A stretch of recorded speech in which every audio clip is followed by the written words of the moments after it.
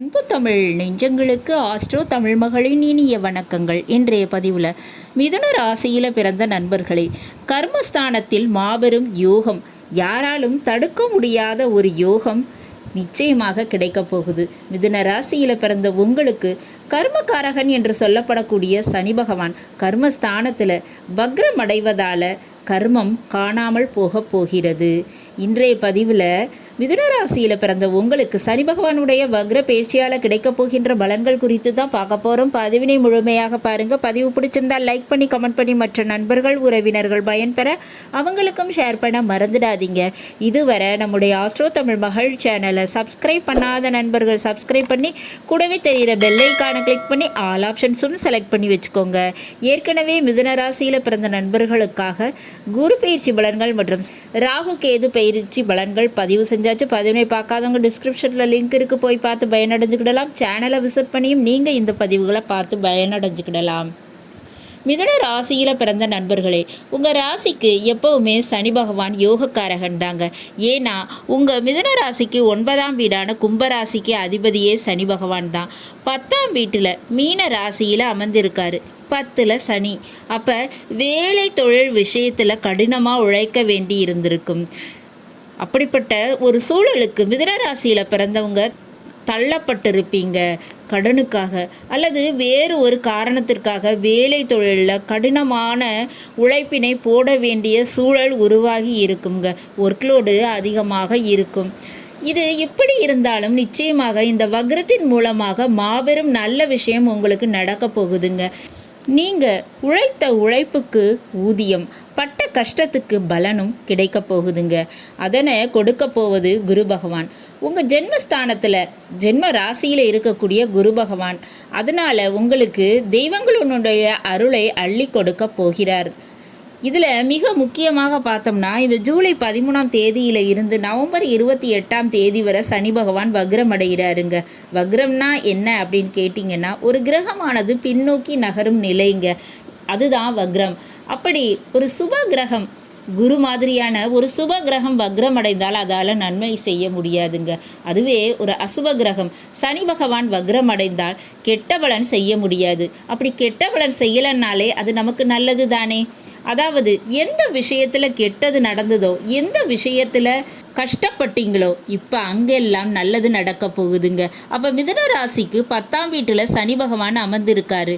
அப்போ தொழில் ரீதியான நஷ்டம் இப்போ சரியாகும். தொழில் ரீதியான போட்டி, துரோகம், எதிரிகள், இந்த மாதிரியான விஷயங்கள் உங்களை விட்டு விலகுங்க. தொழிலில் பெரிய அளவு லாபம் கிடைக்க போகுது. போட்ட பணத்தினை எடுத்துடுவீங்க. தொழில் விஷயத்தில் நல்ல பேர், சம்பாத்தியம் இதெல்லாம் கிடைக்குங்க. அதே போல் வேலையில் தேவையில்லாத வேலைப்பளு இருந்துச்சுன்னா அது குறையும். வேலையில் இருந்த எதிரிகள் விலகுவாங்க. சூழ்ச்சிகள் முறியடிக்கப்படும். வேலையில் நீங்கள் எதிர்பார்த்த ஒரு பதவி உயர்வு அதெல்லாம் நிச்சயமாக நீங்கள் வாங்க போகிறீங்க, கிடைக்க போகுது. இன்னொரு பக்கம் சனி பகவான் 8ஆம் வீடான மகர ராசிக்கும் 9ஆம் வீடான கும்பராசிக்கும் அதிபதியாக இருக்கிறவர். அவர் 10ஆம் வீட்டில் வக்ரம் அடைகிறாரு. அப்போ இந்த நேரத்தில் வம்பு வழக்கு பிரச்சனை முடிவடையும். 8ஆம் வீடு வம்பு வழக்கு பிரச்சனையே சொல்லக்கூடியது.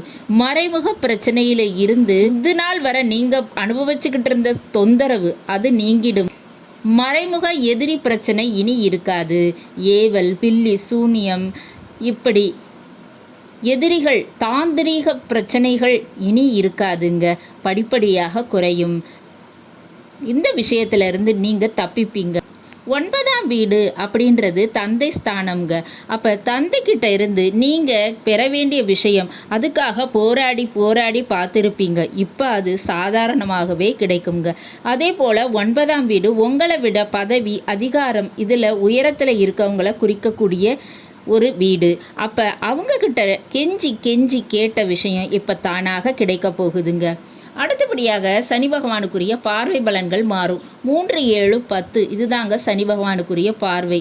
அப்படி சனி பகவான் பார்க்கும் இடம் பால்னு சொல்லுவாங்க. அப்படி இருந்த இந்த சனி பகவானுடைய உக்கிர பார்வையானது இனி இந்த வக்ர காலகட்டத்தால் பலன் குறையுங்க. அதாவது கெடுபலன் நீங்கி போகும். 3ஆம் பார்வையாக 12ஆம் வீடான ரிஷபராசியை பார்த்துக்கிட்டு இருந்தார். அப்போ இந்த நேரத்தில் வீட்டு பிரச்சனை நீங்கி வெளிநாடு யோகம் இதெல்லாம் கிடைக்குங்க. வேறு இடத்திற்கு மாறக்கூடிய வாய்ப்பும் கிடைக்கும். ஒரு பிரச்சனையிலிருந்து விடுதலை அடைவீங்க.